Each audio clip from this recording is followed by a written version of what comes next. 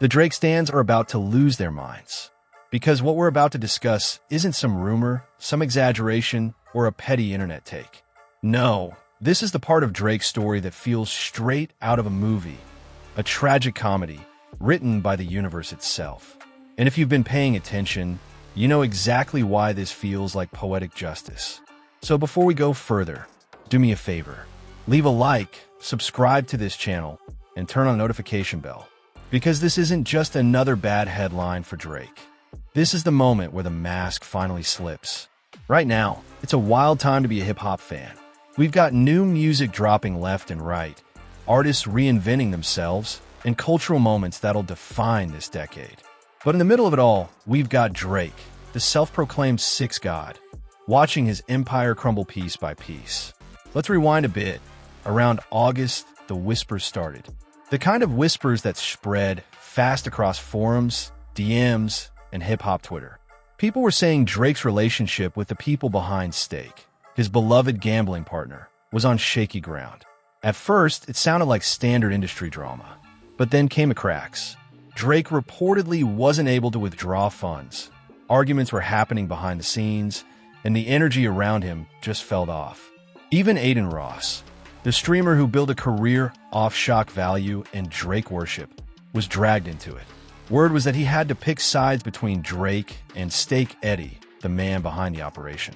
Drake's camp tried to brush it off, but anyone who's been around long enough knows. When smoke starts showing up around OVO, there's always a fire burning underneath. Then came what fans sarcastically call cupcake season. Why? Because around the time of Stake's founder's birthday, the man turned 39, Drake suddenly reappeared online like nothing had happened. After months of silence and supposed tension, here he was again, smiling awkwardly into the camera, doing promo videos for Stake like a desperate influencer, trying to keep a sponsorship deal alive. And here's where it gets even more pathetic. Drake wasn't just casually promoting. He was trying to deceive his fans, acting like he was genuinely using Stake, that he was having fun gambling his own money, and that everyone else should join in too. Except those who looked closely could tell something was off. Because behind that fake smile was a man trying to save face. A man so deep into corporate deals that he'd trade integrity for ad clicks. And with everything going on in the NBA right now, all the scrutiny around betting, ethics, and corruption, Drake's timing couldn't have been worse. Then, everything collapsed. While most fans were busy vibing to Tyler, the Creator's Chromacopia Plus Deluxe, a beautiful distraction from Drake's chaos, the news hit like a thunderbolt.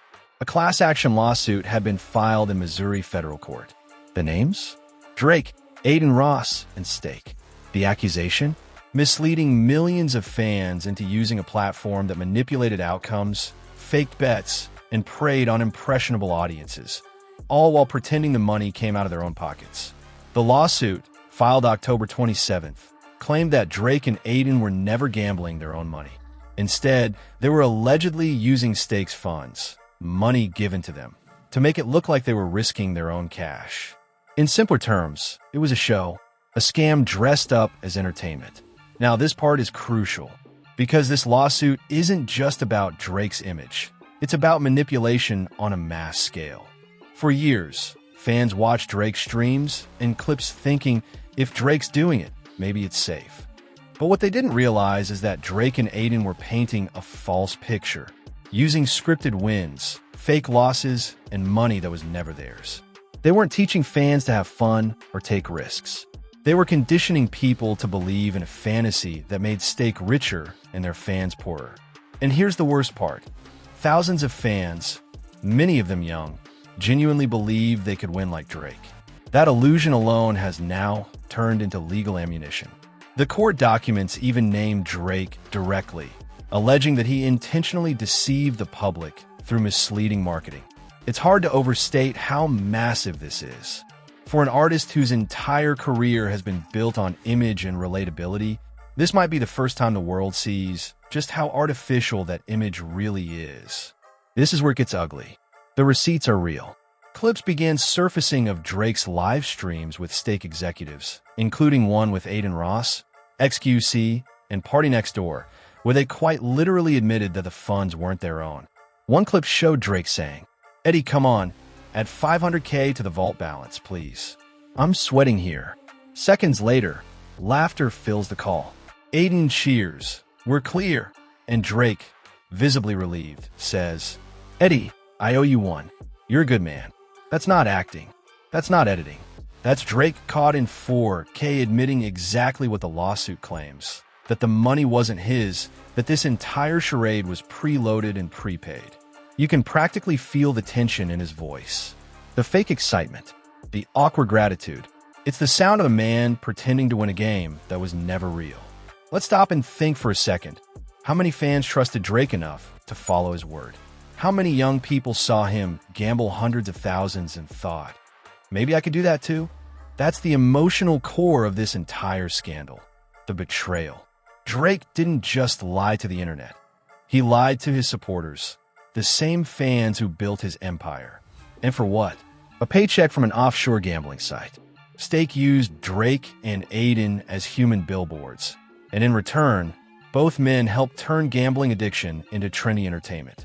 They played with people's financial futures, all while pretending it was harmless fun. And now, as the lawsuit unfolds, it's exposing every detail of how that illusion was built. You can imagine how Drake's fans reacted.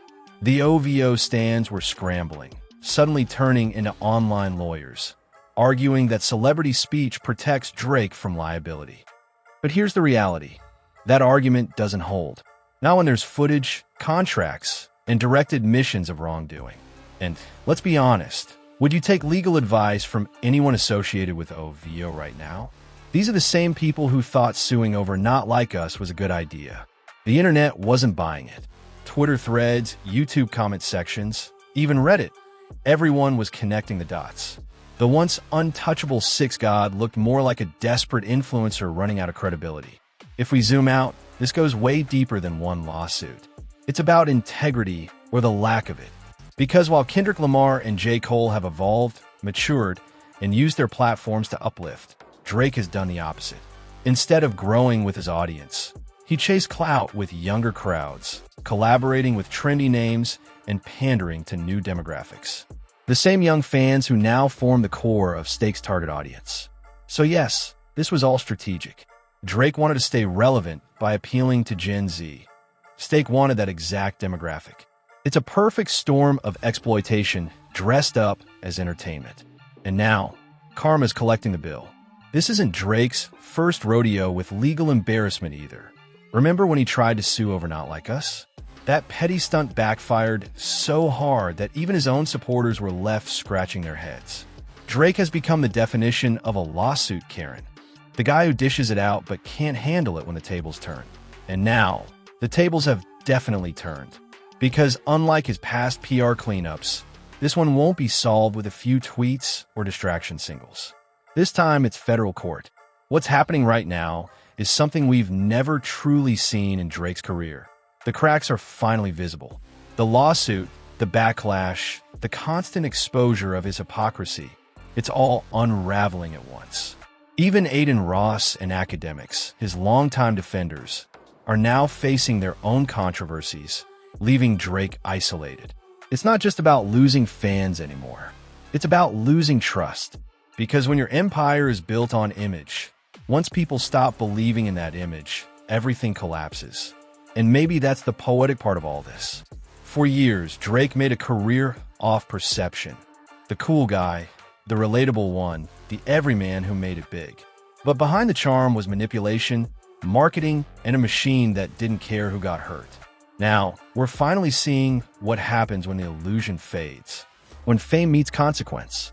And as the legal dust settles, the world isn't just asking what happens next. They're asking who Drake really is. So what does this leave us? For Drake, it's a nightmare that keeps getting worse. For the fans, it's a lesson in what happens when authenticity becomes a brand instead of a value. Because as much as Drake tried to play the game is finally playing him. The man who once sued others over petty grudges is now being sued for deceiving his own audience. And you know what? Maybe this is the moment hip-hop needed.